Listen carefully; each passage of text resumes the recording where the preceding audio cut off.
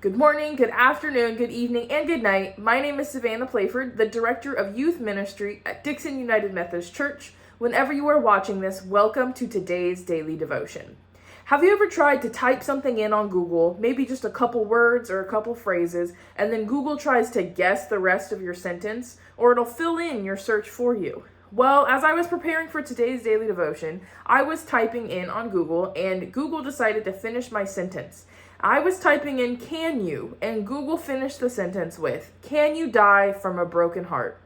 What an interesting question. It's not what I was going for, but it's an interesting question with an interesting answer. It kind of aligns with today's verses. Let me sort of set the stage for you of what's happening in Luke 24.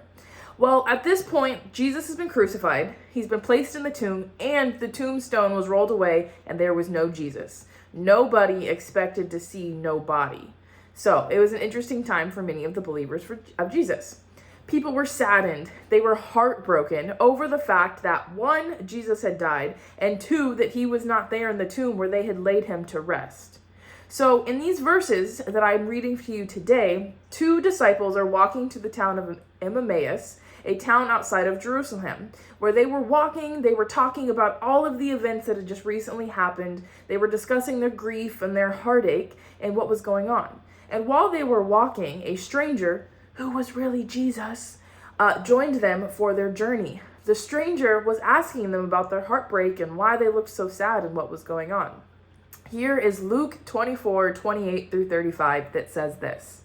When they came to Emmaus, he acted as if he was going on ahead, but urging him, saying, "Stay with us. It's nearly evening and the day is almost over." So he went in to stay with them.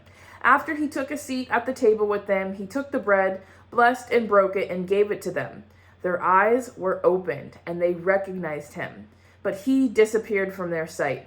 They said to each other, "Weren't our hearts on fire when he spoke to us along the road and when he explained the scriptures for us?"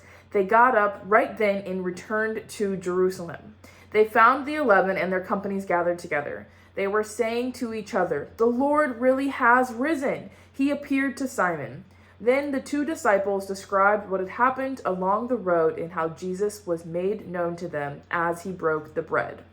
You see, these verses show the transformation of their hearts. They went from being heartbroken, filled with grief, ache, and anguish, to their hearts being on a burning desire to share the good news with the others that had just happened. When we break bread, Jesus will transform us in the same way. You see, when we break bread and we gather with one another, where two or more are gathered in Jesus' name, he is there as well. And God will transform our hearts from heartbreak to heartburn. Think of it this way. Have you ever gotten a heartburn? You know what I mean. When you eat something spicy, your chest kind of hurts. You may feel the tingle in your throat a little bit. And what do you do to fix that? Well, most people would take some medicine, I don't know, maybe eat a ripe banana, drink some water, whatever it takes, it doesn't matter, right? When you experience heartburn, you want change. You do something so there is change. And Jesus wants the same from each of us. So as you go about your day and as you go about the rest of this week, think of areas in your life that cause you heartache and think of ways that you can turn each of those to heartburn or change for Jesus.